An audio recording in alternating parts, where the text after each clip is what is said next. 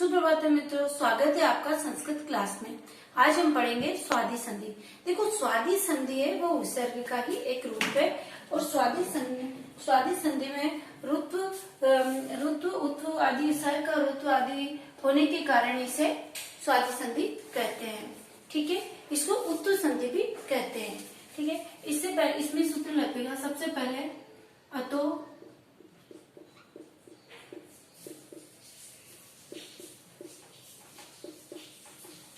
रोरु प्लुता प्लुते। देखो, ठीक है, अतो रोरु प्लुता प्लुते। यहाँ पर अ की स्थिति में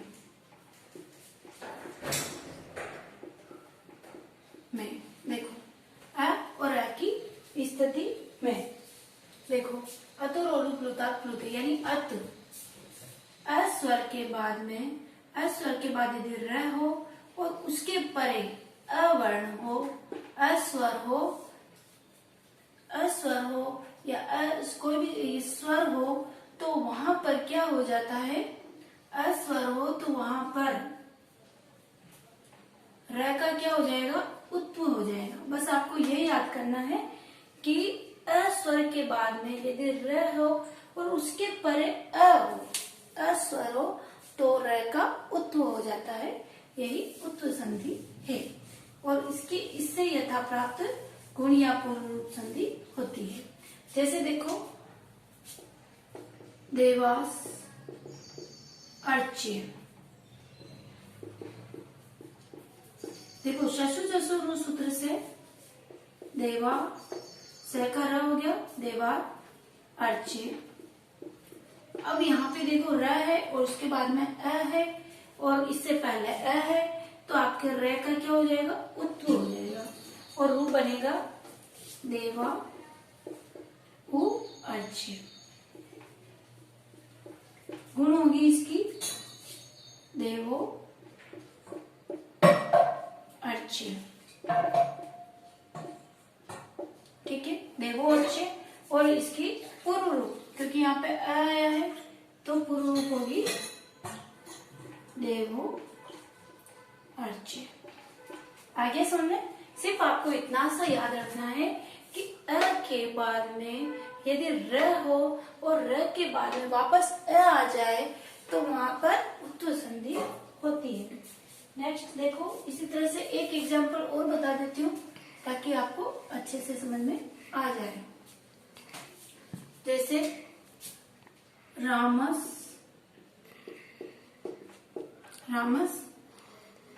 अस्ति। अब इसमें भी देखो, स है, शशु जसो रु सूत्र से स का क्या हो जाता है? र हो जाता है, रामर अस्ति। अब यहाँ पे देखो, ऋतु है, इससे पहले यहाँ पे अ है, यहाँ पे भी अ है, तो र का क्या हो जाएगा? ओ हो जाएगा, यानी कि रामर। ठीक है, तो यहाँ पर राम उ, उसके बाद में अस्ति। ठीक है, उ और अ जुड़ा तो ओ, यानी गुण हो गया रामो अस्ति। अब इसका पूर्व रूप क्या होएगा? रामो अस्ति। ठीक है, पूर्व रूप में आई ओ आवे, उसके बाद में यदि अ आवे तो उसका पूर्व रूप हो जाता है। ये आपको याद है। अब आगे देखो, इसी तरह से ये हशीच सूत्र, एक सूत्र लगता है हशीच सूत्र, हशीच। ठीक है, इसमें देखो, किसी अ के बाद में हश की स्थिति में, अ के बाद में हर्ष की स्थिति में, ये देखो, अ के बाद यदि अस्वर के बाद यदि र आए और उसके बाद में क्या है? परे हर्ष आए। हर्ष में क्या आता है? ह, य, व, र, ल, तीसरा, चौथा, पांचवा वर्ग का। ठीक है, अ के बाद र आए, उसके परे हर्ष आए तो उसका क्या हो जाता है? उत्व हो जाता है। र का क्या हो जाता है? उत्व हो जाता है। जैसे देखो, रामस हसती। अब यहाँ पर भी देखो, स है वही षष्वज्र सूत्र से रामर हसती। इसके बाद देखो अब यहाँ पे क्या र आया, इससे पहले अ है और इसके बाद में ह आया है, तो यहाँ पर र का क्या हो जाएगा, उ हो जाएगा। क्या हो जाएगा, उत्तु हो जाएगा। ठीक है, और क्या बनेगा, राम राम उ, उसके बाद में हसती। और जब इनका क्या होएगा, गुण होएगा। देखो रामो हसती है जी। आ गया समझ में। सिर्फ आपको इसका यही नियम याद रखना है, ए के बाद र उसके बाद में हर्ष आए तो उसका ये हो जाता है, उत्व हो जाता है। एक एग्जांपल और बता देती हूँ ताकि आपको अच्छे से समझ में आ जाए। जैसे देखो बालो लिखती, बालस लिखती। ठीक है, अब यहाँ देखो स है। ठीक है, स का वही षष्वज्र सूत्र से बालर लिखती। अब यहाँ पे हया वरल आया है, उसके पहले अ आया है, फिर र आया है, तो यहाँ पे क्या हो जाएगा, उ हो जाएगा। बाल र की जगह उसके बाद लिखती, इनको मिलाने पर वो बनेगा, गुण हो जाएगा। क्योंकि अ उ मिलकर क्या हो जाता है, गुण हो जाता है, तो बालो लिखती। आगे समझ में। बिल्कुल इसी तरह से शिवो शिवो वंदे, इसी तरह से कई आप शब्द आप ये कर सकते हो, बना सकते हो। ठीक है, आपको सिर्फ नियम के अकॉर्डिंग चलना है। अब आगे देखो विसर्ग का लोप, सॉरी ये मिटाना भूल गई मैं।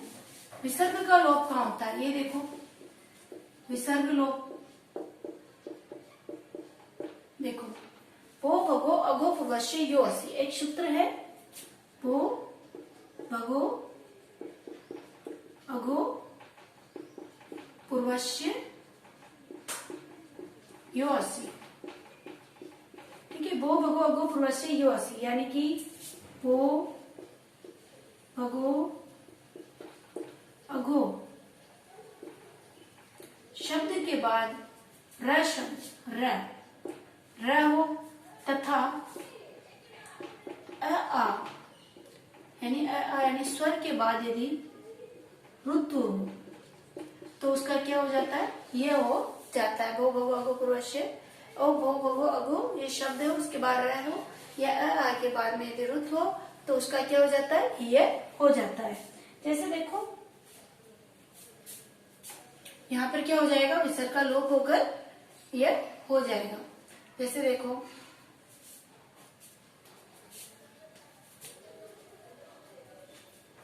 देवा देवास ई है। ठीक है, अब यहाँ पे देखो स का क्या हो गया, र हो गया, देवार ई है। ठीक है, अब यहाँ पर र है। ठीक है ना, वो भगो अगो इन शब्दों में से शब्द है, उसके बाद र है और उसके बाद में ई है यानी स्वर है, तो र का क्या हो जाएगा, ये हो जाएगा। देवा ये और ई है। सॉरी पहले तो विसर्जनीय सूत्र से र का क्या होगा, विसर्ग होगा, ऋतु का र का, सॉरी सही है, र का देवा र और ई है। ठीक है, र है तो र का क्या हो जाएगा, ये हो जाएगा, देवा ये ई है।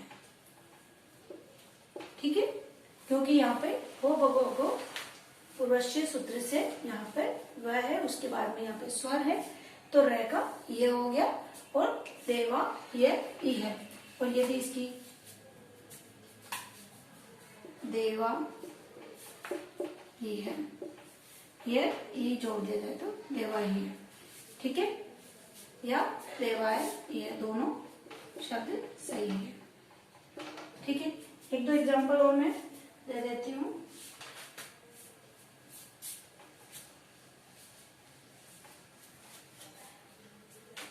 जैसे वृक्ष, डायरेक्ट यहीं से करती हूँ, वृक्ष बाद में एदते।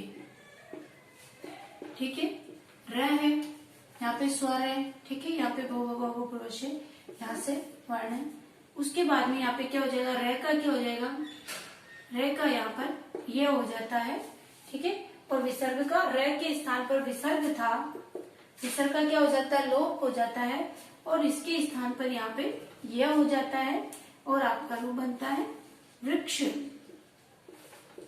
यह रे के स्थान पर यह हो जाता है, फिर यहाँ पर एदते, ठीक है, वृक्ष ये एदते। अभी रूप बनेगा वृक्ष एदते, ठीक है। और यदि इसको मिला दिया जाए तो वृक्ष दते, ठीक है। आगे समझ में। अब आगे देखो, एतो तदो सुलोप पर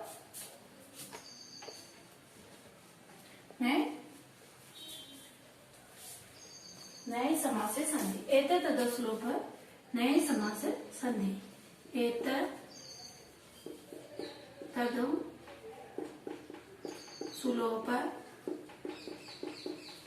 नए समास से संधि। इस सूत्र से देखो, एत और तद, यदि एत और तद शब्द के बाद में यदि विसर्ग आए, समास है हली, एत और तद शब्द के बाद विसर्ग आए, उसके बाद में हल वर्ण यानी व्यंजन आए, तो वहां पर क्या हो जाता है, इनका लोप हो जाता है, ठीक है ना। कैसे देखो, जैसे एषः विष्णु, अब यहाँ पे क्या होएगा, एतद ये शब्द आया, उसके बाद विसर्ग आया, उसके बाद में हल आया, इसका लोप होकर वो बनेगा एष विष्णु। इसी तरह से शंभु, यहाँ पे भी हल वर्ण है, इसके बाद में पहले तद सत होते इनमें से आए हैं, तो शंभु। आगे समझ में। एतद तदो सुलोप पर नए समास हली, यानी कि एत और तद शब्दों के बाद में यदि विसर्ग आया और उसके बाद में हल आए, तो उसका लोप हो जाता है। इस सूत्र से ही आपको स्पष्ट हो रहा है। आगे है रोरी, लास्ट शब्द रोरी। देखो रोरी, यदि र के बाद में यदि वापस र आ जाए, ठीक है, बस अ के बाद में र के बाद में यदि वापस र आ जाए, तो इस र का लोप हो जाता है, और यहाँ पर क्या हो जाता है, ढुलोप पूर्वस्य दीर्घो अण, ढुलोप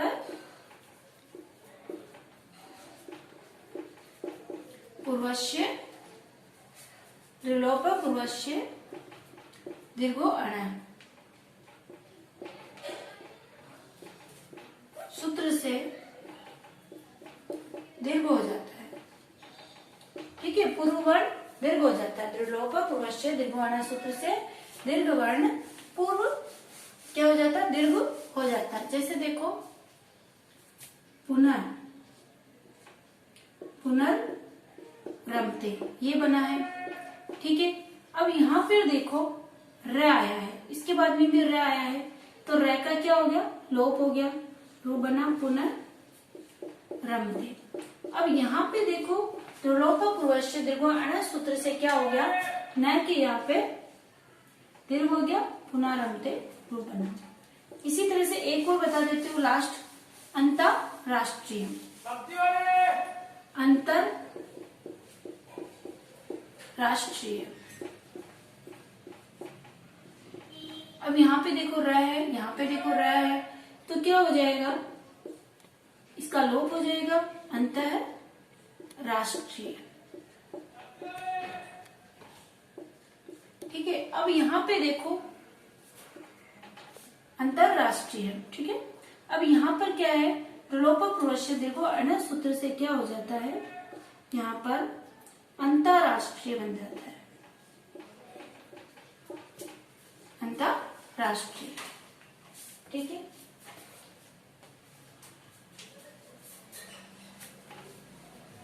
एक मनोरथ शब्द है, ये मैं आपको बता देती हूँ, इम्पोर्टेंट भी है। मनोरथ जो शब्द है, मनोरथ, अब इसमें भी क्या होता है, मनन रथ है। लेकिन यहाँ पर हशीच सूत्र से र और इस सूत्र का लोप हो जाता है और यहाँ पर र का दीर्घ लोप नहीं होकर यहाँ पर उत्व हो जाता है और मनोरथ रूप सिद्ध होता है। ठीक है, ये इम्पोर्टेंट भी है। यहाँ पर जैसे क्या था, मनोरथ, तो यहाँ पर र का लोप था। अगर मनोरथ की संधि आए तो आपको इस तरह से करनी है, क्योंकि यहाँ पर जो र है इसका रोरी सूत्र से लोप था। लेकिन यहाँ पर क्या है, हशीच सूत्र से इसका लोप होकर यहाँ पर क्या बन जाता है, उत्व हो जाता है।